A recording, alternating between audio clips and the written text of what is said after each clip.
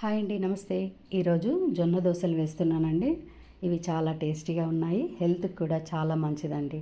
ఈ దోశల కాంబినేషన్గా ఉల్లి కారం చట్నీ, పల్లీల పచ్చడి చేశాను. టేస్ట్ అయితే చాలా బాగుంది. ఇక్కడ నేను జొన్నల్ని 1:2 రేషియోలో తీసుకున్నాను. మీకు కావాలంటే ఈక్వల్ క్వాంటిటీ కూడా తీసుకోవచ్చండి. 1:1 రేషియోలో తీసుకోవచ్చు.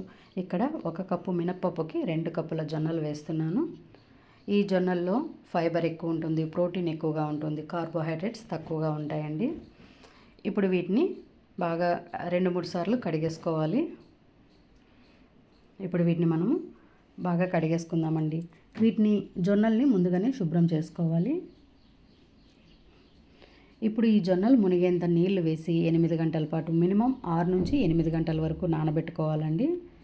నేనైతే ఉదయం 10 గంటలప్పుడు నానబెట్టానండి. ఇప్పుడు 8 గంటల తర్వాత ఇవి బాగా నానిపోయినాయి. వీటిని మరొకసారి కడిగి మిక్సీ జార్లో సగం వరకు వేసుకోవాలండి. మరీ నిండుగా వేస్తే త్వరగా మెదగవు. వీటిలోకి కొన్ని నీళ్లు వేసుకోవాలి. ఎక్కువ నీళ్లు వేసినా కూడా జొన్నలు త్వరగా మెత్తబడవు. ఇలా కొన్ని నీళ్లు వేసి మెత్తగా గ్రైండ్ చేసుకోవాలి. చూడండి, పిండి ఇప్పుడు మెత్తగా అయింది. దీన్ని ఒక గిన్నెలో వేసుకుందాము. ఈ జొన్నల్లో ఫైబర్ ఎక్కువ ఉండడం వల్ల మన డైజెషన్ సిస్టమ్కి ఉండే ప్రాబ్లమ్స్ కానీ, హార్ట్ ప్రాబ్లమ్స్ కానీ తగ్గిపోతాయండి. ఇలా మిగిలిన జొన్నలు కూడా మిక్సీ జార్లో వేసి కొద్దిగా నీళ్ళు వేసి మెత్తగా గ్రైండ్ చేసుకోవాలి. ఇప్పుడు ఈ పిండిని కూడా గిన్నెలో వేసుకొని బాగా కలిపేసుకోవాలి. మనం ఇలా చేసుకున్న ఈ పిండిని బాగా పులియబెట్టుకోవాలండి. ఒక 6 అవర్స్ వరకు ప్లేట్ పెట్టి పెట్టేసుకుంటే బాగా పులుస్తుంది ఇది.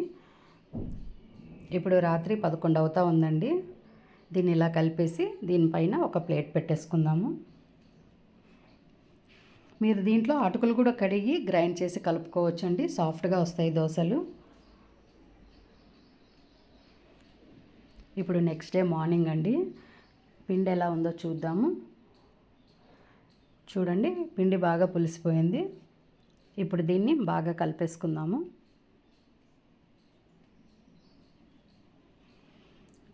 ఇలా మనం మిల్లెట్స్తో ఇదే క్వాంటిటీలో వేరే సద్దలు కానీ, తర్వాత సామలు, అరకలు, తర్వాత కొర్రలు, అండు కొర్రలు ఈ క్వాంటిటీలో చేసుకోవచ్చండి. ఇవన్నీ కూడా హెల్త్కి చాలా మంచిదండి.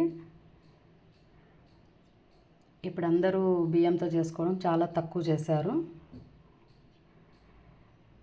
మనం పిల్లలకి పెట్టేటప్పుడు కూడా ఇవి మిల్లెట్స్ అని అలా పేర్లు ఏం చెప్పకుండా ఫస్ట్ చేసి పెట్టాలండి. తర్వాత అయితే పిల్లలు బాగా ఇష్టంగా తింటారు. ఇలా స్టవ్ మీద పెన్నం పెట్టుకొని వేడెక్కిన తర్వాత కొద్దిగా నూనె వేసి ఉల్లిగడ్డను సగానికి కట్ చేసి ఇలా పెన్నం అంతా నూనె స్ప్రెడ్ చేసుకోవాలండి. ఇప్పుడు కొన్ని నీళ్లు చల్లేసుకోవాలి. మీకు ఎలా అలవాటు ఉంటే అలా చేసుకోండి. నేనైతే మా ఇంట్లో ఇలాగే చేస్తాను.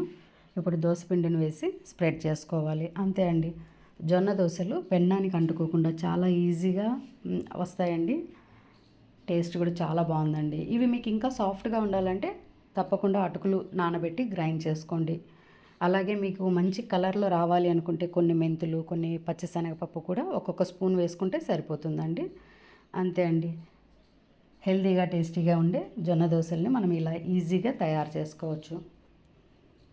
ఈ దోశల్లో పల్లీల పచ్చడి, ఇలా ఉల్లిపాయ పచ్చడి ఇవే కాకుండా మనము తోటకూరతో కానీ, లేకపోతే ఏదైనా వెజిటబుల్ కర్రీతో కూడా తీసుకోవచ్చండి. చాలా బాగుంటాయి.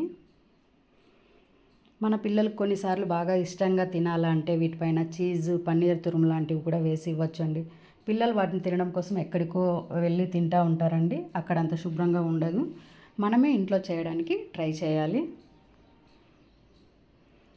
ఈ దోశలపైనే ఉల్లికారం రాస్తూ, లేకపోతే ఏదైనా గుడ్డు మసాలాలో కలిపి వేసి ఇవ్వాలి. లేకపోతే కూరగాయ ముక్కలు ఉంటే వేసి పైన కొంచెం చీజు, పన్నీర్ లాంటివి వేస్తే పిల్లలు కూడా చాలా ఇష్టంగా తింటారు. అంతే అండి. ఇలా జొన్న దోశల్ని ప్రిపేర్ చేశాము. చాలా అంటే చాలా టేస్టీగా ఉన్నాయండి.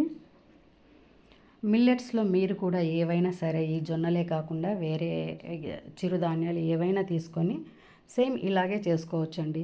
ప్రాసెస్ అయితే యాజ్ ఇట్ ఈస్గా ఇలాగే ఉంటుంది, ఏం మార్పు ఉండదండి. కార్బోహైడ్రేట్స్ తక్కువ తినాలన్న వాళ్ళు మాత్రం 1:1 రేషియోలో తీసుకోండి. అంతే అండి. Thank you friends.